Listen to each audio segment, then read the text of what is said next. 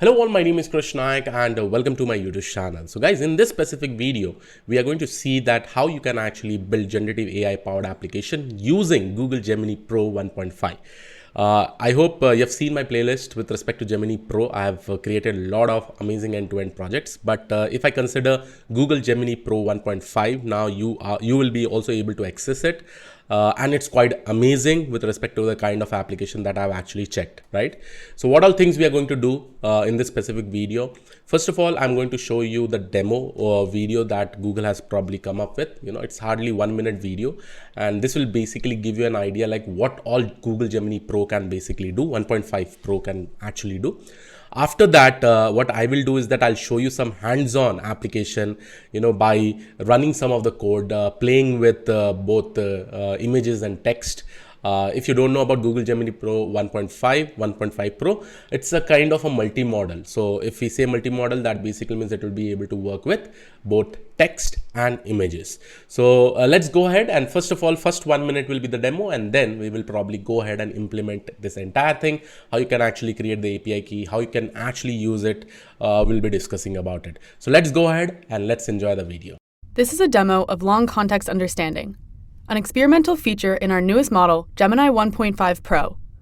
We'll walk through a screen recording of example prompts using a 402-page PDF of the Apollo 11 transcript, which comes out to almost 330,000 tokens.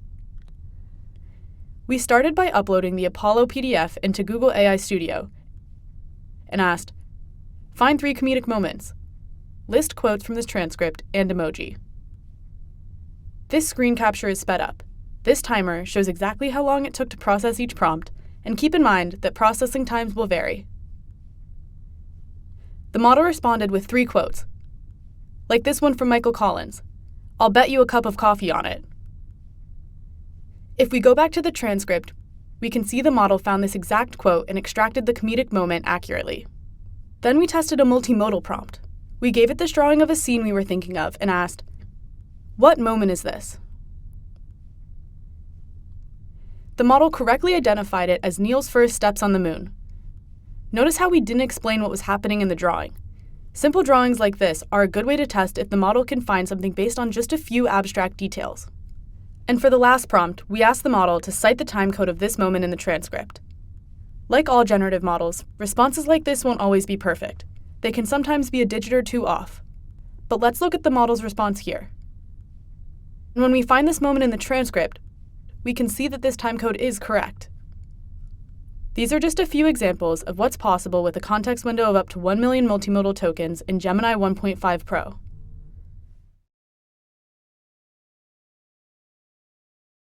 So guys, I hope you have seen the demo of and the power of Google Gemini Pro 1.5. One of the major difference, if I probably compare with Gemini 1.0 Pro, the context length, of the foundation models, like these all are foundation models. If I probably consider GPT-4 Turbo, Cloudy 2.1, now you also have Cloudy 3. So if I consider Gemini 1.0 Pro, it had a context length of 32K, whereas GPT-4 Turbo had somewhere around 128K. If I consider Gemini 1.5 Pro, it is somewhere around 1 million tokens, and this is quite huge. That basically means it can you can develop some amazing generative AI powered application, 1 hour video, 11 hours audio, 30K lines of code, 700K words, So, and then the demo also, you could see the entire PDF was uploaded. It was of a huge length with respect to Apollo Crew, right? And there, any questions that will be related to text or images, you were able to get the response. Now quickly, let me show you that how you can actually go ahead and create an API key, and yes, you will be able to use this also, again, without putting any credit card or something like that. Okay, so first of all, go to aistudio.google.com/app/API key. Just go ahead and click on get API key.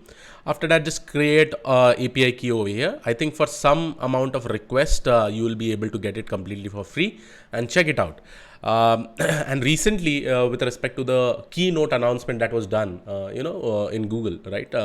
There also they said that many clients are specifically using, bigger clients like Mercedes and all, they're using for providing an amazing experience to the end user customer, right? So once you click on the create API key, then API will be created over here. I have already created it. Now let me quickly go ahead and show you that how you can actually work along with this. again, at the end of the day, your main aim is to understand how this entire application works and how you can actually use Google Gemini Pro API. Okay. So quickly, first of all, let's go ahead and install this pip install -q Google Generative AI. So once you probably install it, it will take some amount of time. I think this packages will be required. Then I think I've already shown you this for text file, right? This entire Jupyter notebook file with Google Gemini Pro 1.0. But with 1.5, how it is different and all, we'll just understand. Along with that, we'll be importing Google.generative AI's Gen AI, and then we will also be using display and markdown. Markdown is just to display the content in a better way. That's it. Used to securely store your API key. So for that, we'll be using from google.collab user data. So this user data, if I probably go ahead and click on this, right? So I've already added this API key over here. This API key is the same key that I've actually generated from the website of AI Studio. Okay. So you just need to write Google_API key and the API key name. Okay. So once you do this, once that is completed, then with the help of this user data, you'll be able to read this like user data.google get Google_API key, and then you will get the the API key over here, right? And then finally we configure this entire API key over here. So once we configure it, that basically means our Gen AI is basically configured with the API key that we have created. Usually in the previous models with respect to 1.0, we had two models, specifically one for text only, that is Gemini Pro, and Gemini Pro Vision for text and images. But in case of 1.5 Pro model, right, you'll be able to see that there will be only one model. Okay, there will not be this Gemini Pro or Gemini Pro Vision. So if you want to see all the models that it probably provides, you can just go ahead and execute this line of code from genai.list_models, and we are displaying all the models. So here you can see models Gemini Pro 1.0 Pro, 1.0 Pro 001, then 1.0 Pro latest, 1.0 Pro Vision latest, and this is the model. Right now you also have the access to these models, that is models/Gemini 1.5 Pro latest. Right, I will also not be using this Pro or Vision, right? So this Vision is also not required, since I am only focusing on using this. At the end of the day, this is what I actually want to use, because this has a context length of somewhere around 1 million. Okay. In the upcoming videos, I'll also show you some amazing end-to-end projects by using this, like PDF query, RAG application, and many more. So that context length, the most interesting thing will be the context length over there. Okay. So here what I will do is that in order to call it Gen AI generative model, so I will go ahead and write this particular model name now, because this is what I really want to use, and I will execute it. Okay. So this is the changes that you really need to do. Anyhow, I'll be sharing you the code. So if I go ahead and see the model, you'll be able to see that my model is nothing but it is model/Gemini 1.4 latest with default generation configuration and safety settings. Okay. Now we can use the same method, generate content, to probably we can use the same method to ask any questions over there, right? So if I write model.generate content, what is the meaning of life? I can probably get the response. Along with this, for the first time, I think it is going to take some time, but later on, I think it is fine. So let me go ahead and ask more question. What is machine learning? Okay, I will just go ahead and ask it and probably display the response. Okay, I got an error, probably.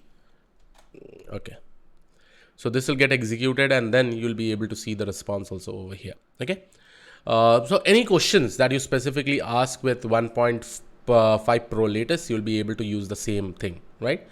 Response is not defined. Okay, that was the previous one, I guess. Now it should work. Okay, so any type of questions that you specifically ask with respect to text or anything, you'll be able to see the response over here, right? So this is with respect to text, and obviously you also want to check with respect to images. So with respect to images, again, you will be able to, so here you can see response, nothing but these all things are there and all. If you want to use this markdown and see the text, so here you'll be also able to see the text, machine learning, letting machine learning human beings. So why it took so much time? Because so many words were getting generated, I guess, with respect to the token size, right? And I think as we go ahead, more speed it will basically become. Right now it is just available for the public use, but if you're using this paid API, I think it'll be good enough, right? The speed will be good enough. Then you have this response.prompt feedback, like what kind of prompt feedback you really want. You have not set up any, so it is showing you just empty. But you can actually set it up like what kind of feedback you really want to give it to it, right? With respect to providing the response. Then let's see one more thing over here. Again, what is the meaning of life? Then here you also have streaming options. But I would also like to see with respect to, yeah, so this is one of the option also. Over here you'll be able to see this. If I keep this streaming is equal to true, I will probably get the response over here. I can display this response in chunk. So by this way, you don't have to probably display the entire text, for which some amount of time may probably take up. You can actually return this particular data with respect to chunks. So here with respect to chunks means quickly you'll be able to see the response itself. Okay. So this all you can basically try and have a look onto this. But the best thing will be the next thing, that is generate text from image and text inputs, right? So let's go ahead and use this particular image again. This entire page is from the API documentation that is given by Google, but only I have changed the model to see if everything is working fine or not. Then I have this particular PIL image open, okay? And you can see this particular image will get opened over here. Once the image will probably get opened, you can ask any question related to that particular image, okay? So here you can see image.jpg. I think the image has been downloaded on here. Yes, the image has downloaded over here and you'll be able to see the image. So this is my image. It's a good image. Use Gemini Pro vision model and pass the model image to the model to generate content. We used to do this, right, before. But now I don't think so we have to do this. So I will just comment out this one, okay? Because I don't have to do it. Google Gemini Pro 1.5 Pro will only be taking care of it. So I can write model.generate of image, and let's go ahead and see the text image, okay? Or see the text, what it is probably getting generated from this particular image. So here you can see I have not called any provisions, and finally I'm getting the image shows 2 glass meal prep container with lids filled with cooked chicken, brown rice and all. So that basically means now you don't have to use 2 separate models like Gemini Pro Vision or Gemini Pro. You can just directly use Gemini Pro 1.5, which is the latest one. And now you'll also be able to write something along with the prompt. Write a short engaging blog post based on the picture. It should include this, and I'm giving the images along with stream is equal to true. And if you write this response.resolve, you'll be able to see this. So you can actually combine with a prompt, and that's the same model you can specifically use. Now this really becomes much more better when compared to the previous one. So yes, if you go and see my playlist in Google Gemini Pro, I have created a lot of end-to-end project playlist. Now it is turn that you can probably use this and use it in that particular purpose and convert those projects using this, right? So here you can see response.text, and this is my entire meal prep, right? So this is good. I think, again, based on the amazing features that Google Gemini Pro 1.5 has, you can definitely check it out. And at the end of the day, it's more about things that are coming, and there is a lot of huge competitions with respect to all this kind of LLM models. But I think Google is something that will never back down, and obviously it'll be really, really good to see what all things are going to come in the future. So I hope you like this particular video. I'll see you all in the next video. Have a great day. Thank you and all. Take care. Bye-bye.